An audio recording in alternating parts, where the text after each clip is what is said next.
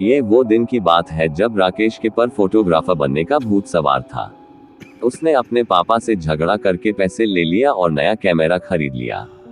उस समय में अपनी आसपास दिखती हुई हर एक चीज और मनुष्य, प्राणी वगैरह की फोटो खींचता रहता था और अपने आप को प्रोफेशनल फोटोग्राफर समझने लगा। लेकिन मेरी हालात तब खराब हुई जब मेरे कैमरा में एक भयानक डराने वाला प्रेत कैद हुआ। पहले तो मुझे लगा कि ये सिर्फ ब्लैक और व्हाइट फोटो है, लेकिन जब ध्यान से देखा तो मेरे रूवाटे खड़े हो गए, क्योंकि उसमें मुझे कुछ अच्छी सी दो आंखें दिख रही थी और वो आंखें गुस्से से मेरे कैमरा के सामने देख रही थी। डर के कारण मैंने वो फोटो को तुरंत ही डिलीट कर दिया और कैमरा को कबट में रह दिया। करीबन रात को 2 बजे के आसपास कबाट में से घिरे घिरे आवाज सुनाने लगा। मैं बहुत ही डर गया और डरते डरते मैंने कबाट का दरवाजा खोल तो देखा कि कैमरा कवर से बाहर आ गया था और कैमरे ने मेरे सामने लेंस करके फोटो क्लिक कर दिया। ये एक बहुत ही डराने वाली घटना थी। मैं तुरंत ही भाग के अपने रूम से बाहर निकल गया और घर के सारे सभ्यों को जगा दिया। ये पूरी घटना सुन के पापा मेरे रूम में गए और कैमरा चेक करने लगे, लेकिन मेरा कोई भी फोटो दिखाई नहीं दिया। पापा ने ये देखकर मुझे कहा कि ये सिर्फ तेरा भ्रम है। मुझे भी लगा कि ये मेरा भ्रम ही है। दूसरे दिन दोपहर में मैं नदी के तट पे बैठ के कैमरा से फोटो खींच रहा था। बाद में फोटो खींच लेने के बाद कैमरा में फोटो देखने लगा। उसमें मैंने देखा कि वो जो फोटो मैंने डिलीट कर दिया था वही भयानक फोटो मेरी मेमोरी में फिर से आ गया था। उसे देखकर मैं बहुत ही डर गया और तुरंत ही उसी फोटो को फिर से डिलीट कर दिया।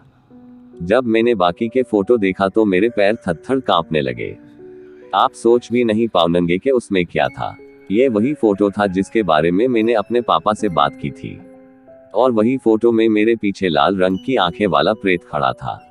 इस टाइम पे मैंने वो फोटो डिलीट नहीं किया, लेकिन इसके अलावा बाकी के सारे फोटो डिलीट कर दिए और तुरंत ही कैमरा लेके सीधा पापा को दिखाने के लिए गया। लेकिन आश्चर्य की बात तो ये थी कि जब मैंने पापा को कैमरे की मेमोरी दिखाई तो वह पूरी तरह से खाली थी। उस दिन मेरे पापा मुझ पे काफी गुस्सा हुए और मुझे बोले, तुझे ये कैमरा पसंद नहीं है तो उसे फेंक दे या फिर बेच दे, लेकिन ऐसी बेवकूफ वाली बातें लेकर मेरे पास मत आ। दूसरे दिन रात को फिर से मेरे साथ डर का आतंक शुरू हो गया। अब तो धीरे धीरे बंद कबर्ड से फोटो क्लिक की आवाज आने लगी। मुझे पता था कि ये कोई मेरा भ्रम नहीं है, क्योंकि मैं परलौकिक घटनाओं को नहीं मानने वाला एक संपूर्ण नास्तिक मानस हूँ। सुबह मैंने हिम्मत करके कैमरा बाहर निकाला और फिर से मेमोरी देखने लगा।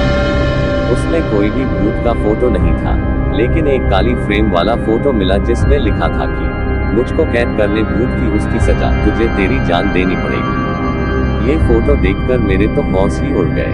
मेरी धड़कन एकदम से ही बढ़ गई। मुझे ये भी पता था कि ये धमकी वाला फोटो अगर किसी को दिखने के लिए भी जाऊंगा उससे पहले मेमोरी से डिलीट हो जाएगा।